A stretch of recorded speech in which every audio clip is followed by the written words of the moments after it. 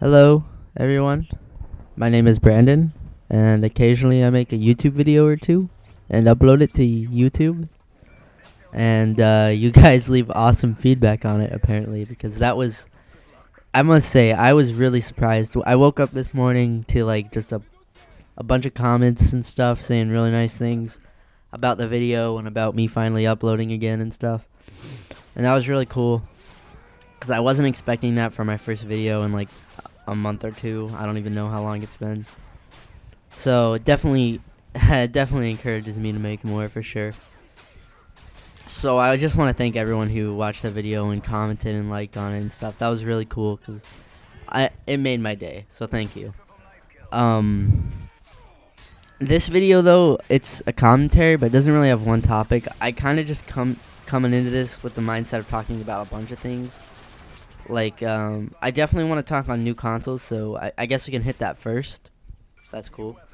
So a lot of people are viewing the new consoles as like, they're kind of seeing it as like a win-loss thing. Like, one console is just going to be better in every way than the other console. And that's like a terrible way to look at it. And I feel like a lot of people are doing this right now. I could be wrong, though, but hopefully a lot of you aren't. But if you are, let me just explain how I view it and how I make my decision on which console I want to get. Because that is... the thing that you got to look at it is what is going to be best for you. What are you going to get the most value of, and what is the console for you, you know? That's how I look at it, and it's really about like not personal preference, but like what fits you more. Like when you buy like a car, for example, like I know a freaking game console isn't like buying a car, but it's sort of similar in the way, like, you know, some people an SUV is gonna be more valuable.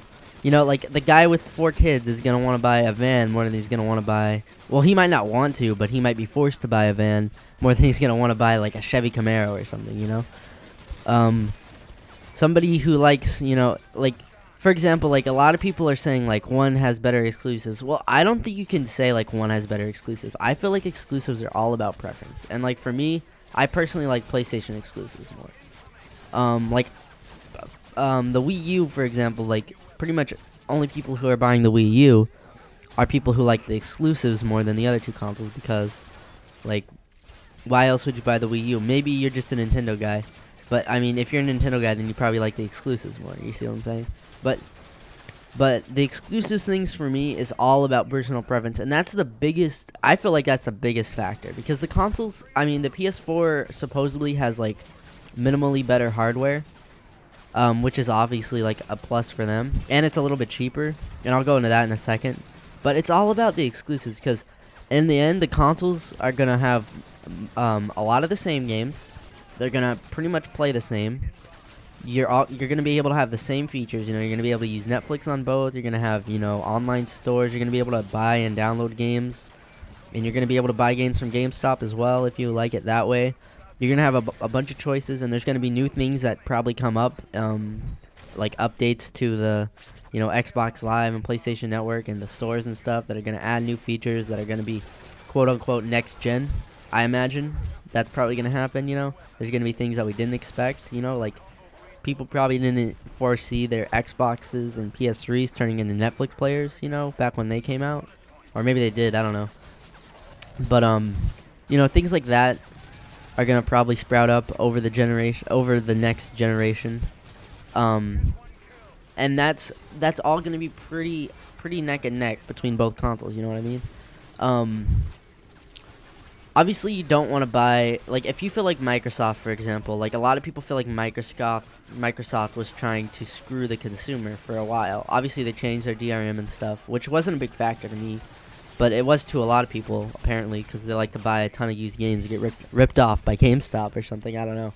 I try not to sell any of my games, and I only buy used games when it's not a new game, and when it's not new at all. Like if it hasn't come out for like 4 years and I feel like getting a game, like a really old game, and it's like, you know, it's like $10 new and it's like $7 used. It's like I might as well just buy it used. But I generally just don't just don't touch used games and I don't sell games, so that wasn't a big factor to me. But if you feel like that Microsoft was trying to screw you over as a consumer, then don't don't buy an Xbox One.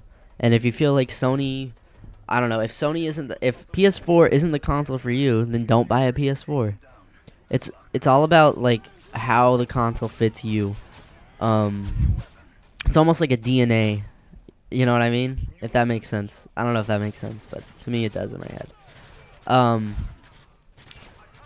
That's how I view that. And the money thing, it's not a factor because, well, it is a factor, especially if it's like ridiculously significant. Like, let's say the PS4 was like $500 cheaper than the Xbox One, then it's like, okay, now this is like a big deal. Unless I'm like unless I feel the Xbox One is a much better console and I love it a lot more, then it's not even worth it to pay $500 more for a console. You know what I mean? But if you're letting $100 determine, like, for me, I'll just say it from a personal preference. Like $100, if $100 means getting a better console and a worse console, I'll pay the extra 100 because this console is gonna be the console for the next like 8 to 10 years. You know what I mean? So it's not worth it to just go cheap. For me, it might be to some people because they don't game that much or whatever. It's not that big of a deal to them which console it is. They just want to get the better deal.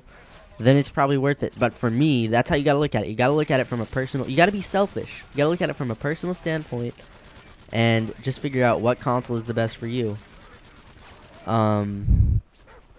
That's how I see the new consoles. I probably talked enough about the consoles. I want to talk about the games though, dude, because I was impressed. I gotta say, a lot of people, it seemed like, weren't very impressed by the games they showed at E3. I was impressed, and it felt next gen.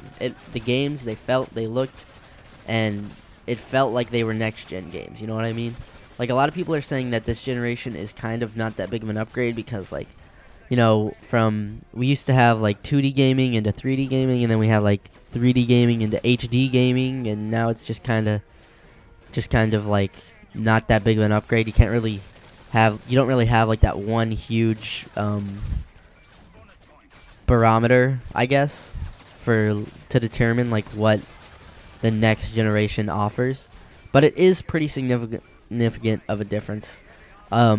These games that they're showing at E3 can't run on these consoles, quite frankly, and if they do, they're gonna be versions of the games that aren't as graphically impressive and stuff. Like Dead Rising 3, I'm sorry, was insanely impressive because did you see the amount of characters were on screen at one time? You can only have like 20 zombies in Black Ops Zombies out at one time because the consoles can't handle anymore. And it still lags with 20 zombies on in Black Ops 2.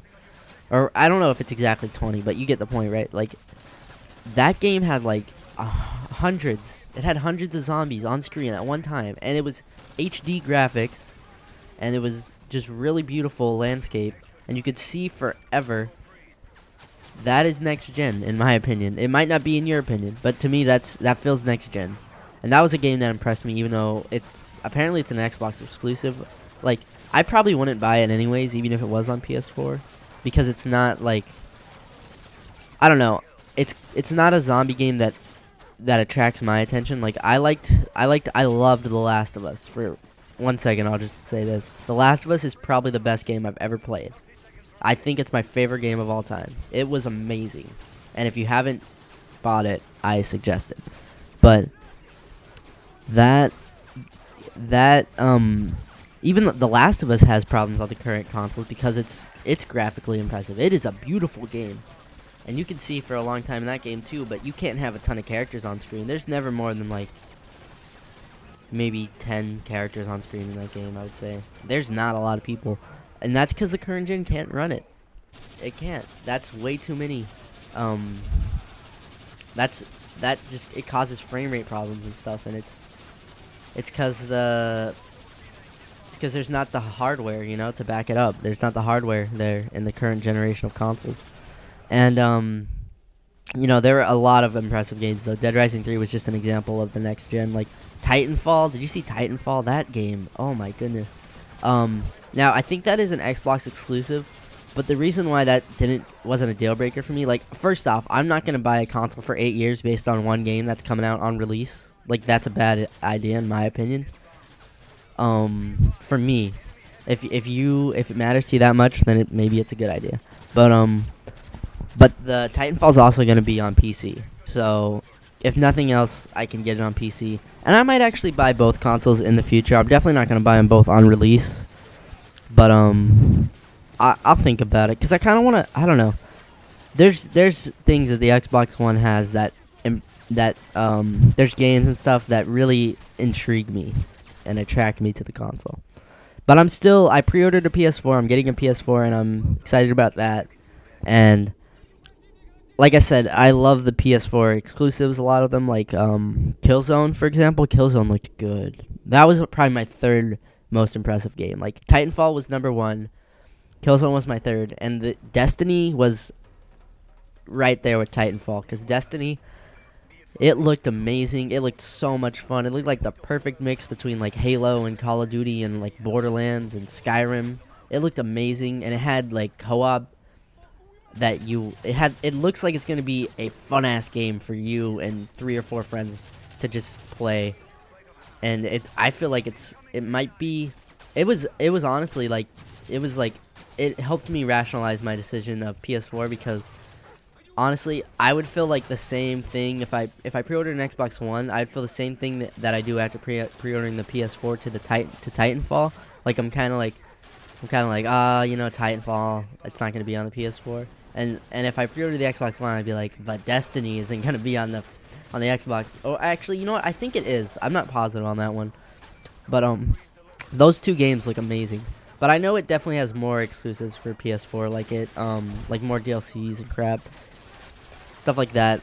So, and Call of Duty, it didn't impress me at all. But I mean, I'll probably end up buying it. I'm not gonna lie. I'm not gonna be like all these people that are like, Call of Duty sucks, man, and then they're gonna buy it and play it for 20 days. But I'll probably buy it. I'm not gonna say I'll definitely buy it, but we'll see. I'm probably not gonna buy it on release though, because it's probably gonna release at the same time as the consoles, and I'm gonna be buying a ton of games. So I'm not gonna really have the money to spare on games that I'm not sure about. You know what I mean? And so that's one of the things I'm going through right now, is like trying to pick the games that I want to buy with it, because I don't want to spend like $1,000 on fucking video games on one day. But I also don't want to just get the console and not have enough games to play. But I'm sure that won't be an issue. I don't think that's going to be an issue, the amount of playtime that I'm going to have on the new console. Oh god, I'm excited. I hope you're excited too. It's going to be a good fall for gaming, I think. But yeah, that's enough talk about video games, probably, or at least next gen video game shit. Buy the console that you want, whatever works best for you. That's what it's all about. Yeah, that's all I have to say about that. Mega Spray, by the way, in the gameplay. I haven't talked about the gameplay at all. Anyways, did you guys? I know not everybody watches basketball, so I'll just take this quickly. But that was the. Okay, honestly, everybody's saying it's the best series ever, but the series sucked through like 4 games. Like every game was a blowout through 4 games, pretty much. But those last 2 games, especially Game 6, is a game that I'm gonna remember forever. That shot, first off, the shot by LeBron James, the rebound, the offensive rebound when LeBron James missed the other 3, and Chris Bosh, and then Ray Allen backpedals to the 3-point line. And it is just that thing didn't hit anything but the bottom of the net. There's no way. Freaking Jesus couldn't have stopped that basketball from going in, because that was just like that was just amazing to watch. And I was jumping out of my seat. So I'm a Heat fan, if you guys don't know, and I'm not a bandwagon. Here's what I don't get. I want to talk about this for a second. And this isn't strictly to basketball, but when I think about the Miami Heat situation, it made me think about this. Everybody hates on the Heat, but nobody ever calls anyone a bandwagon hater. But isn't it so true? Aren't all these Heat haters are bandwagon haters? They didn't hate the Heat before, but now everybody hates the Heat, so they hate the Heat. You know what I mean? There's probably more. There's definitely more bandwagon haters of the Heat than there are bandwagon Heat fans. I'll just say that right now. But that's enough of that. I'll stop talking about basketball. That was a good last 2 games of the series, and I'll remember the game 6 forever. But I'm happy. I'm happy about that. And wow, I guess that's really all I wanted to talk about. Thanks again, everyone, for your awesome support. I know this is a long video. So probably not a lot of people are going to get this far, but thank you so much for your support on my last video. Honestly, it made my day today. And hopefully I can keep uploading. I'm going to try to upload a lot, but I don't want it to be bad. So I hope you guys enjoyed this video though. Just sort of me talking about a bunch of stuff over Chaos Mode gameplay.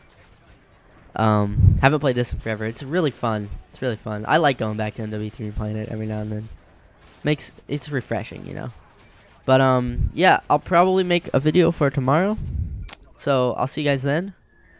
And peace, and yeah.